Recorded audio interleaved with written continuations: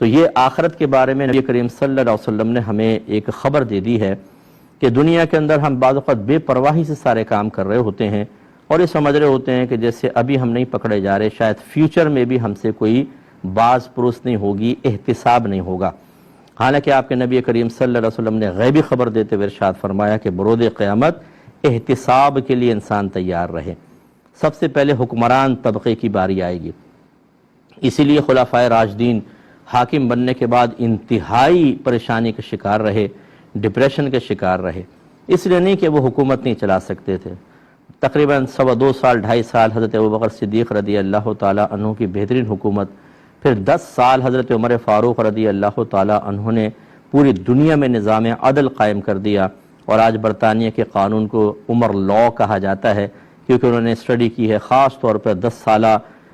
دور حکومت کی جو حضرت عمر فاروق رضی اللہ تعالیٰ عنہ نے جس انداز سے کیا، اور انہوں نے اکثر چیزیں ان کو اپنائیں اور ان کو برکات حاصل ہوئیں۔ لیکن وہ کیوں ڈپریشن کا شکار تھے کہ ہم سے آخرت میں کوسچن ہوگا۔ حضرت عمر فاروق رضی اللہ تعالیٰ عنہ فرمایا کرتے تھے کہ نہر فرات کے کنارے کتا بھی پیاسا یہ بھوکا سو گیا تو عمر سے بروز قیامت اس کے بارے میں سوال کیا جائے گا۔ اس سے آپ اندازہ کریں کہ جو حکمران طبقہ ہوتا ہے، جس کو دیکھ کر ہم اس کے پروٹوکول کو دیکھ کر، ان کی بظاہر عزت کو دیکھ کر، ان کے غیر ملکی دوروں کو دیکھ کر رشک میں مبتلا ہوتے ہیں، تو یہ ظاہری طور پہ تو رشک ہے، لیکن حقیقتاً ایک سمجھدار آدمی جو ہے وہ تو اللہ تعالیٰ کا شکر ادا کرے گا کہ میں حکمرانی میں نہیں ہوں۔ آج کل کے دور کے جو معاملات ہیں کہ اس میں انسان چاہتے نہ چاہتے بہت سارے غیر قانونی اور بہت سارے ایسے معاملات میں مبتلا ہو جاتا ہے کہ جس کے اثرات جتنے اس کے ماتحت ہیں ان سب کو برداشت کرنے پڑتے ہیں، کسی کو کم، کسی کو زیادہ اور کسی کو بہت ہی زیادہ۔ عمومی طور پہ جو غریب طبقہ ہوتا ہے وہ پستا ہے۔ تو یہ سب بروز قیامت حکمران اس طرف کھڑا ہوگا اور اس کی رعایا کو سامنے کھڑا کیا جائے گا۔ یہاں پہ دور حکومت ہمارے جو آج کل کے قانون کے اعتبار سے 5 سال، وہ بھی کبھی پورے ہوتے ہیں کبھی نہیں ہوتے ہیں، 5 سالہ عیش، اور اس کے بعد پھر یہ کروڑوں لوگوں کا مطالبہ ہوگا، کروڑوں، جتنوں کو تکلیف اور اذیت پہنچی مس مینجمنٹ کی بنا پر یا کرپشن کی بنا پر یا اس شخص کے غلط رویوں کی بنا پر، غلط پالیسیز کی بنا پر، یہ سارے کا سارا احتساب ہے۔ اتنا خطرناک احتساب ہے، اس لیے امام اعظم ابو حنیفہ رضی اللہ تعالی عنہ نے عہدہ قضا لینے سے منع کر دیا تھا۔ قاضی بنا رہا تھا خلیفہ، اور بڑی تنخواہ ہوتی، بڑی مراعات ہوتی اس زمانے میں، منع فرما دیا۔ یہ اگرچہ حکمرانی نہیں تھی، لیکن بہرحال آپ کو ایک منصب ملنا تھا اور آپ کو لوگوں کے درمیان فیصلہ کرنا تھا، اور یہ ہو سکتا تھا کہ جب آدمی کوئی خلیفہ اگر ٹھیک نہ ہو وہ قاضی بناتا تھا تو اپنے فیصلے مسلط کرتا تھا، یعنی اس قاضی سمجھ لیں جج اس زمانے کا، کہ اس کے حق میں فیصلہ کر دو، اس کو پھنسا دو، اس کو یہ کر دو وہ کر دو۔ امام اعظم نے اسی لیے منع کیا اور آپ کو اس کے بدلے میں جیل میں ڈالا گیا اور آپ کو کوڑے تک مارے گئے۔ وقت کا اتنا بڑا امام اور ان کے سوانح حیات میں موجود ہے، لیکن آپ نے قبول نہیں کیا۔ تو اب آج کے دور میں اگر کوئی کہے کہ جی میں منصب قبول نہیں کر رہا کیونکہ میں آخرت میں حساب نہیں دے سکوں گا، تو لوگ ہنسیں گے اس کے اوپر۔ ہم تو جب کیونکہ حکمران کی شان ہوتی ہے، فوجی سلام کر رہے ہوتے ہیں، پولیس والے لائن سے کھڑے ہوتے ہیں، دوڑیں لگ رہی ہوتی ہیں لوگوں کی، روڈ بلاک کر دیے جاتے ہیں، جب قافلہ صاحب کا نکلتا ہے پروٹوکول تو آدمی بڑا خوش ہوتا ہے، لیکن ان قریب مرنا ہے، اور مرنے کے بعد آپ کے نبی نے فرمایا بروز قیامت سوال کیا جائے گا، ایک ایک آدمی آگے آئے گا اور سوال بہت، اللہ تعالیٰ بس کسی پر رحم فرمائے تو کوئی بچ سکے، ورنہ بظاہر بچنے کے امکانات غیر عادل شخص کے اور خراب حکومت کرنے والے کے نظر نہیں آتے ہیں۔